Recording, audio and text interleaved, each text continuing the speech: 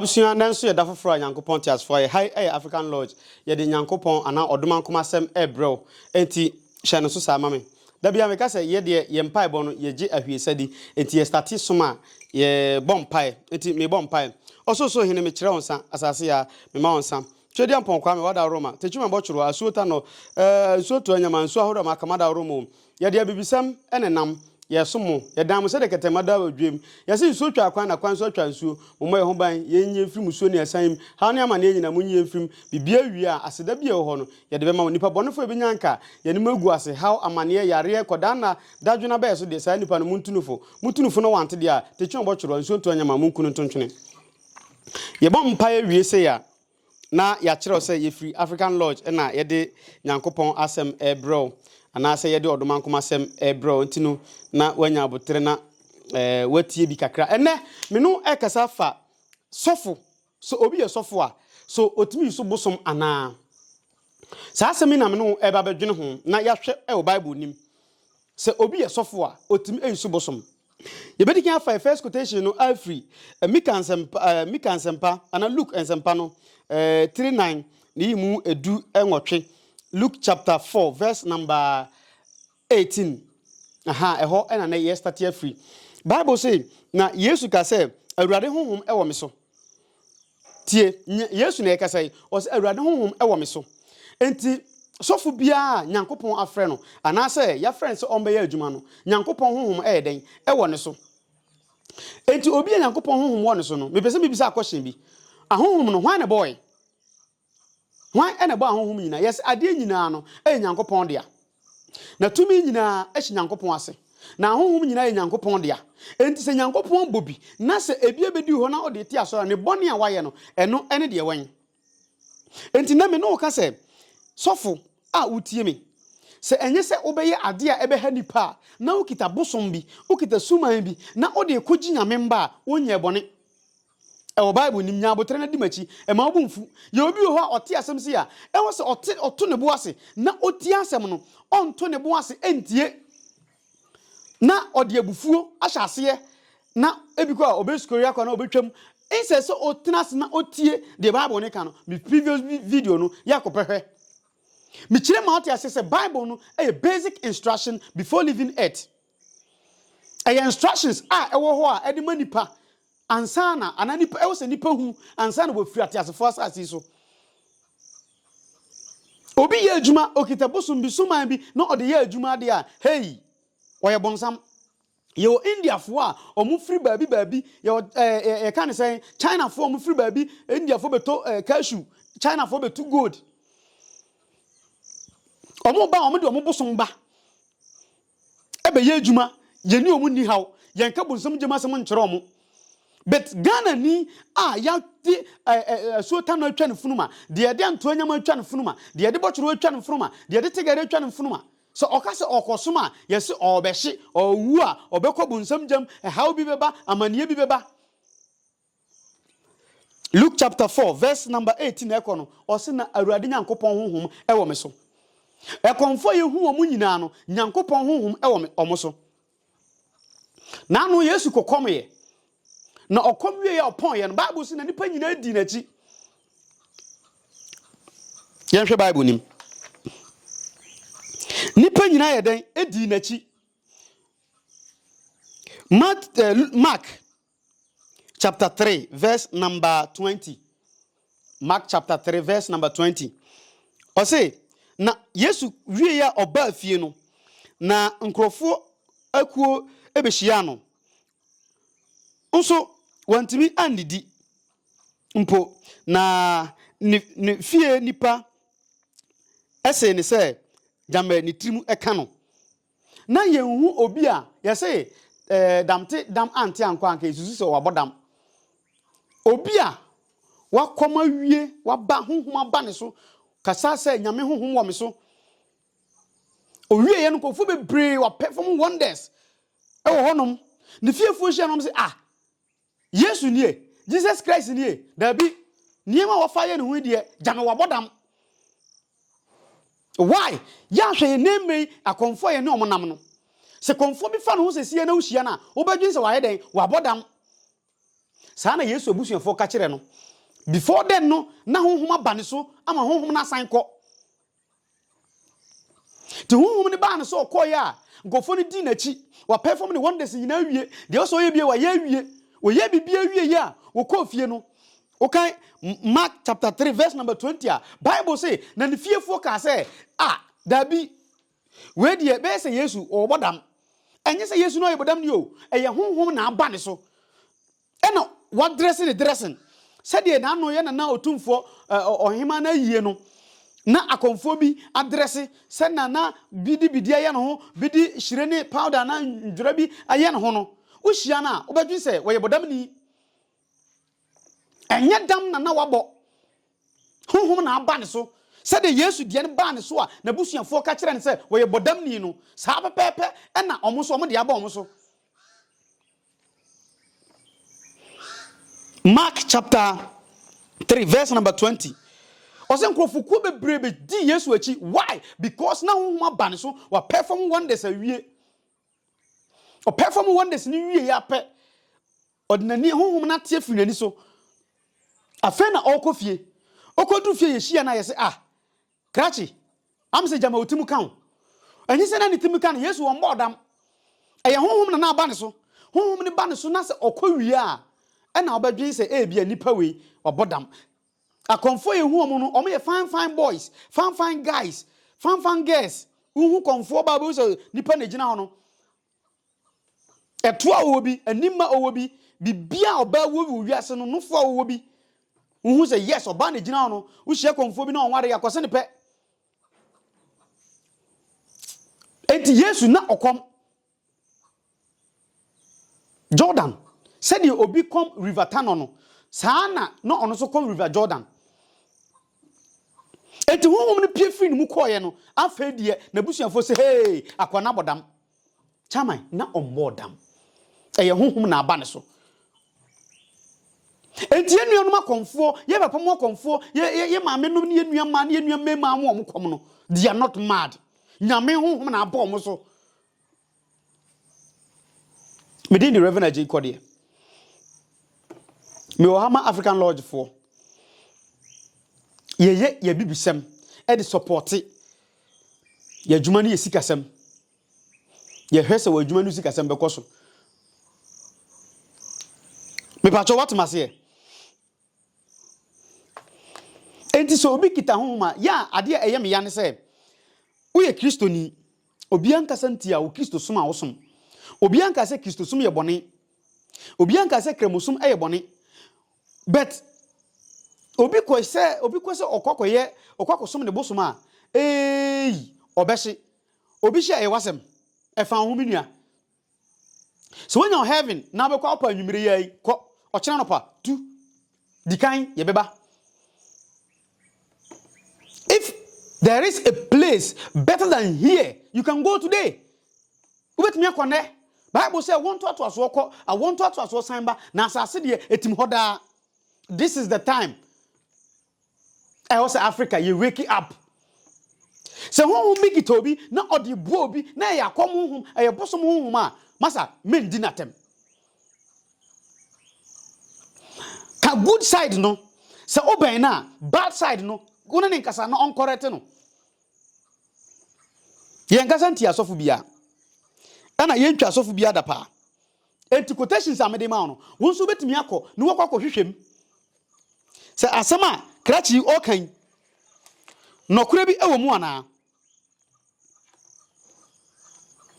Judges anatemufo nwoma Bible no am se na no mbe population ba ko bi Techiman fake one bi meba so eno no unya atemufo no wom twi no twere na dikanfo ye twere Techiman sa Bible no unima ukita bia Bible na o ma drodro nipa dam no unim se Ghana Kintampona ye center of Ghana omo sheda be twere Bible no Techiman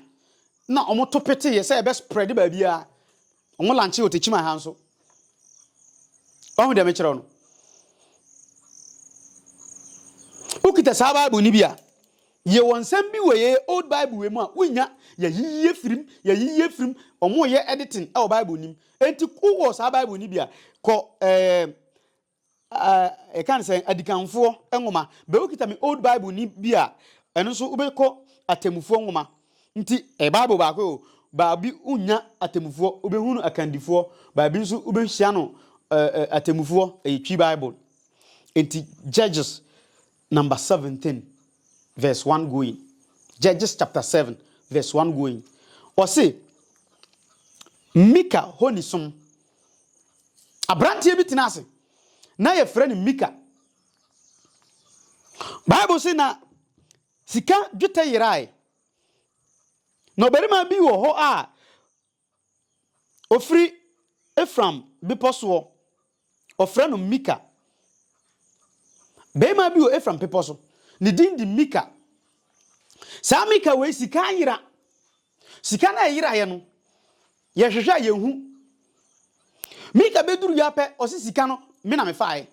Na se mombo dua de a monye. Chaman Bible say eni ananani hu tro na wa ma odua na wa hu. Enti so obi wia wade abodua. Obi fo wade abodua. Because Bible say eni ananani hu tro na wa mo ni dua. Na wa ni fo. Enti se obi ye hoho na odi ni hu tro a Bible ma o kan say hwe na wa ndi obi a hoho ho tro na wa ma odua na wa nkodi fo. Enti dua bon e wo Bible mu. Judges chapter 17 verse 1 going. Osi sika na eyira ya mo bodua no sika no ewo me ho e na odane sika ne de ma ne maame. Menua odane sika ne ma ne maame wie ya pe. Ne maame se sika dwete na ayira ya bodua ode aba no. Ya dane dua na wie. Maame mfa anya bosom mawo na fate asole. Wo kan kwa ase Bible say na akwa wo ye fe ni Mika no o de bosom ne ti asori ebenya sika.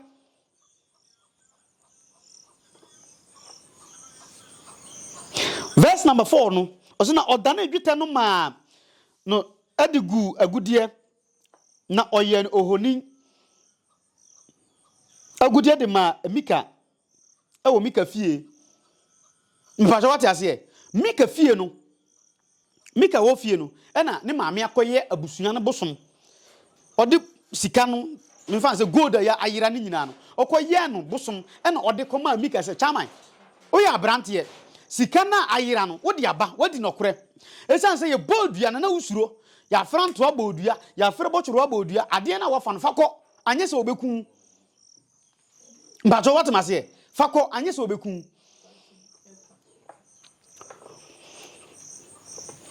owi o say verse number 5 nso na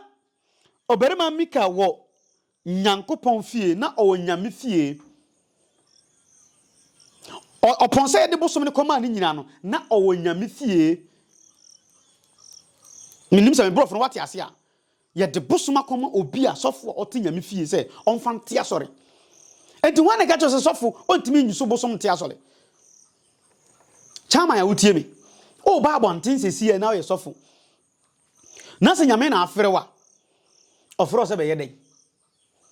honhum be ne frew Moses tama ye frɛ no ye ka kyerɛ sɛ Moses koyi Israel fo firi nkwaso mu assignment ye be ma obibi den na de ma Moses ye ma ne poma ba so wat mase ya ma Moses poma wie ampa o de koyi Israel fo afiri nkwaso mu John the Baptist ni papa ye Zakaria ni maame Elizabeth ye be wono no bofo ne ba ya obehye ne ho nkom no oseme ni Gabriel megina Awurade Nyankopon anim daada Zakaria say me de me ngi o because you can say me nyam fi aduro kono me yire so anyini na ye be den ne yawo o se dabi obewo ye kenkan na Gabriel ma papa na bodam watorumum sorry watorumum nanka Gabriel Nyankopon soma se gotomu ana se fa John the Baptist bra etoda Yesusu se ye kan say ahon abosom ni asuman kwa na ye bone oton mum abosom nkono ansa na ye wo John the Baptist fa pen twerɛdua twerɛ to say o wo amonto ne din Yohane hwan ma oto mum Nyankopɔn bɔfo a yɛfrɛ no Michael niye da ko meba be kyerɛ angels oba abibiman mu ha saa bɔfo yɛfrɛ no Gabriel no ne niye ene atia mframa ne ye pepepe de yɛfrɛ no Tigare oni Michael niye pepepe. You will legions of angels under them. That could be angels no so na yebusua de. Follow me page no. Like in the comments ho. But what must here? Ya wona wie ye ka chen say Nyankopon na suma se bra. O ba be ye de en. So me be bokwan e de ma obi abefa so. Now John the Baptist enim na djuma se obebokwan no wie wasi honhom be na afro sofo ye obi o ho a ne na saman na asoma no se nka onkodi djuma bi ye obi o ho a eye ebi a honhom bi odi na asoma no ye obi o ho atano na asoma no ye obi o ho gare na asoma no ne na Abosom bi ofie na afre no se ode ne be ye bibibi omunya nya wie enti ana honhom ne nya frɛ ne se osoma na oh na adwen ni se Nyankopon na afre no wate asole yansoma se kote asole krache obiansoma wo obiansoma se kote asole honhom na ofre wo se bedi sofo no o se be ye de ndie na osoma se be ye ye obi wo ho oye mizea na no kwasi ya de etwa mi African Lodge for ba meeting me ka kiro mo se ye obi wo abusua ma oye mizea oba be yi ni ha oba be ye busua ne ha afiri ho oba ye busua ne ha de afiri ho no no so wan keka no ho a ontimi nye obewu akọ at the age of 40 30 20 10 obewu nenso ebi oye mizea Yesu nyamfie sen 33 years no onyaye no ne ye friend mizea otimi yi abusuane haw edi firi omo so bro ebia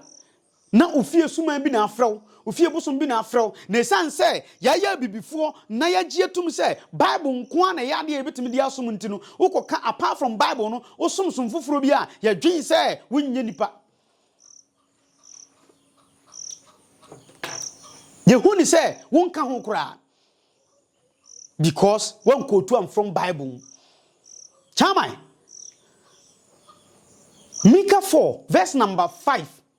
Osina amai ni mu biara nante ono ani nyamidim oman bia nante ono ani nyamidim zanteman ye mu besuma mu nkwanto anso nkosom o bono Techiman utimi kota no fie kosom utimi kotrem kosom esan se oman no mu biara nante ono ani nyamidim na yende ye benante Nyankopon di mu dada Christianity ya yeti asole nowadays oko register yes ko register under business no ko register under business ye wia ya be ka cho say a voluntary work nipa ye ye adwuma ma no kra ye nim no ndie ntimi ntua tax e ma ban na wati asole o nipa be 500 2000 3000 na so obia to correction 100 cedis a sa nipa o sika sai ya ngene tax me so me won school for nkola abanje me tax me tua o municipal assembly Techiman afi ya beje me bazo what as here but asore ho ya tax emma asore no abusuafo na me pese oti ase se sa onfiri nyame no ya twam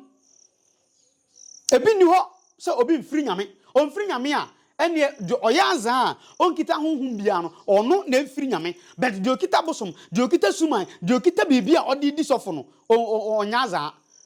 ana enka nkere se onfiri nyame I don't want to hear that ofiri nyame ahonhum nyina nyame na boy o mayeduane uko Volta regional omoduane ye different uko Santiman mu a omoduane ye different oba bunuman ma omoduane ye different bunu ni be wo fufuo nkunumasam kwan anase abunabunu asante be wofufuo ene abenkwan ene light soup oko sampa de omdi gale yi me refi ni acheke ne fish be die fili o sampa omoso omaduane no oko sirima yedi tz yedi akwele ye shefurugu ye frantoma me ba jo what masie Bible say Micah 4 verse 5 obia nante ono anya medim chaman nyame be na wo nante woni dim unim no de na se ukọ Israel omunim Yahweh ene betu El ye wo God a ye friend El ne mambasa me be kirikiro mu me next video me ba be kirikiro El eye obidi eye nyame bidi o Israel nti Emmanuel El nyame ni yen wo ho El Shaddai nyame ndai El means God Yahweh me ba be kiro de nti Yahweh di na ye bona ye ja El honum Elohim I was say ye bre ho ase na ye sunya de mo me di the Reverend Jacob de ene me kasa ana me preach ma African Lodge for an African child for I preach Africanism me preach a bibrem kwanso abusuafo ma okuruma duane nye wode okuruma taade nye wo fe okuruma mamre entontwene yase otu kurom o yira ewo ye kan say o yira okurom hine aban a o yira wa dwaba ase ena ma bifo bebere ya yira enei ye hunu kotoko mfa kuranshim on se wo bre so ani jom so on African Lodge be nante abetumi afre me ukueda bia metenase etie nipa bia asem fiada ena fe kwasiada etie nipa bia asem na dia kwanchere atoso e dia amano na he kwan papa e be fa so a e be boa ye ho asetinam ni abrabom me do sia se nom ayo obo ade ne pe odomankwa ne pa da se ne me no ye be sen ato aso o se me bo ahohom ne di nkire no mate unim ye ha se nom no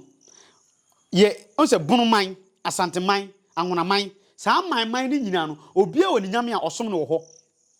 nti Africa ha nyina no ye ni African God even though uko China enye Christian ankwa na wo ho yo Shiva yo ahun mebre e na wo honom uko India the same thing uko India Krishna ho Buddha ho Buddha o China omo nante omo anka so omo nyame idim na yom bibia nti da be na obe nante nyame idim na oso du nyame idim aye bibi fa nyame idim ye bibi da foforo me no ye be sen ahia se de ye hya ase aye bom pae no sa na ye wie ni so aye bom pae obe so join African Lodge Accra benya formato Kumasi benya formato Techiman benya formato ye bom pae 3 times a day to say Jew for bom pae na bosomi miensa bia ye hia e bom pae ehwe e boaboa ye ho to say de Freemason for ye na ye practice Africanism alone ye dware nubrane hahama ye di dwan bom pae ye de snap ne kasapreko bom pae honhom bi obeboa ya wanje maame ne ye papa no ye gini tum e de ne som e de ne ye mpaebo ene na ye African Lodge bi so ho akuo ompe be de bia owo haw bi amane bi aida ne so ene so betimi ahia me kwasiada fiada ana se ukuada na ye hia na ye di nkomo me du sia se num me mom pai na yenko ososo hene ye da ase ososoro himanso ye da wase asase ya wada Roma asota na wada Roma ene ye de odomankoma sem abana wieye de otie bia de hira no de odome nso no mondome no so obi dome a moma nnome ni nachi so obi hira nso moma nhira ni nachi ye die ni nkoso eni nachi Nadia uma ehwehwe no fama no de ogini kuroma honhom di no saa honhom no enyema no de ogina ne fie nsamanfo di no ne fie nsamanfo ngensan na omonye na pede mfama no ase bibia wie a ba bia begina bia no ahonhom amonam wiem mom wo nsuom mom wo duam mom wo bepom mom wo asasi mom nam framam munyina de aseda be mamo nipa bonefo de munyina kwa adamfo bone ba bone tankofo no munyom free abrabum nipa obenya nka African Lodge ani magu ase odwene ho adwem bone asonto anyama Techiman bochrowa munka mumma sa nipa no monche no mumma na furunhye na se moche no na furunhye a onka na numa asem okasa wie a mumfa no kokruti afahye na munja na kwan nyaado yede wasi nyame ya adoma dasende ye besen ahia hi African Lodge ye chia African Chad na waji rule Africa bibini ana bibrem aberema ana bibrem ni ono ene ewose odi abibrem niema so mede wase nyame ya adoma menu behia tanon kan